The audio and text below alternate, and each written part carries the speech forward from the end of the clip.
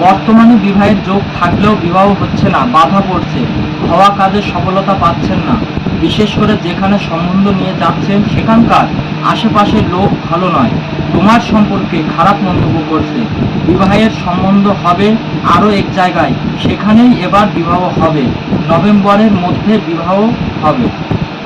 শরীরের দিকে একটু নজর রাখতে হবে, মাঝে মধ্যে শরীরে জোর পাচ্ছেন না, সব ঠিক হয়ে যাবে ভগবানের আশীর্বাদ। বলো শিব শক্তি ধাম কি, জয় এবার বিবাহ- সন্ন্যাসী বাবা কি, জয় বালাজি সরকার কি। জয়।